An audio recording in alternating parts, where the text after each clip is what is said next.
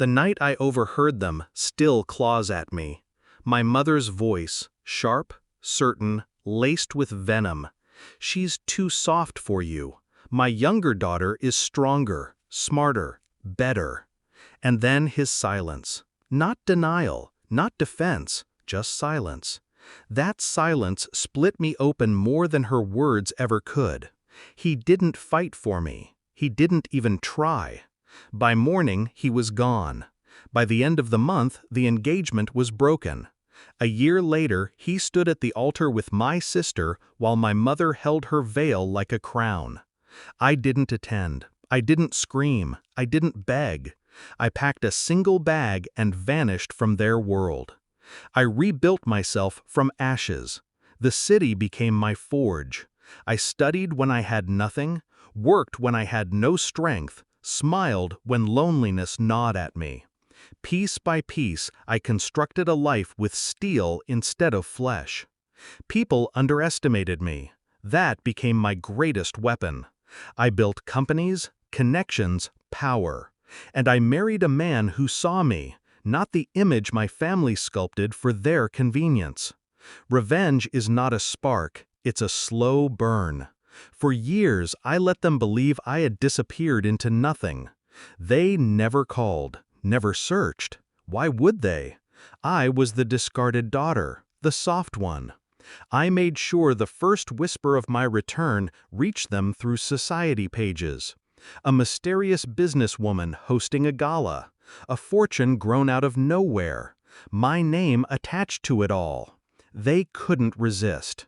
Curiosity is a disease that eats them alive. They came dressed in their best, thinking they'd witness a miracle, my downfall undone. What they walked into was my theater. The chandeliers bled gold. Champagne bubbled. Laughter echoed off marble. It wasn't just a party, it was a coronation. I stood at the center, calm, deliberate, untouchable. My mother's eyes darted around the hall like a thief searching for escape. My sister's smile cracked when she saw the way people leaned toward me, not her. And him, my old love, my ghost. His hand clutched hers, but his eyes, betraying coward, searched for me.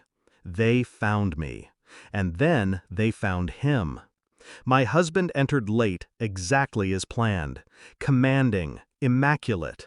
The room shifted when he appeared, as if even the walls bent toward his gravity.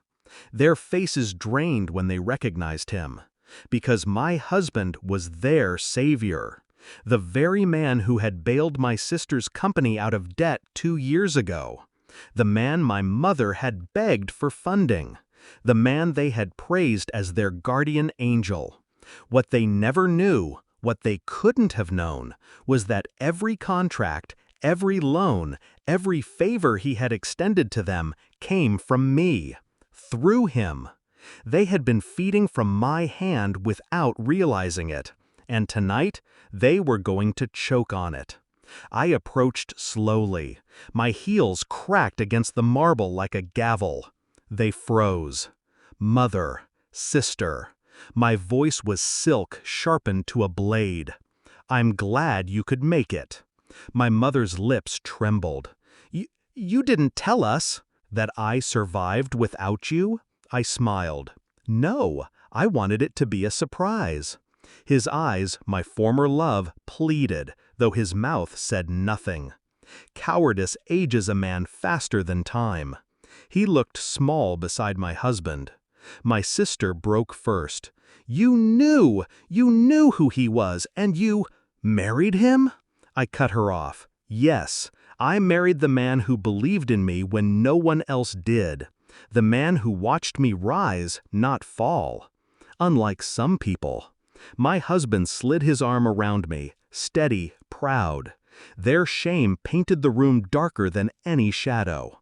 Whispers spread through the guests. People who once bowed to my mother's influence now watched her unravel. My sister clung to her husband's arm, but he kept his gaze on the floor. You always said she was stronger, I told my mother, leaning close enough that only she could hear. Tell me, Does she look strong now? Her breath hitched. She said nothing. For the first time in my life, my mother had no words. I didn't need to destroy them with rage.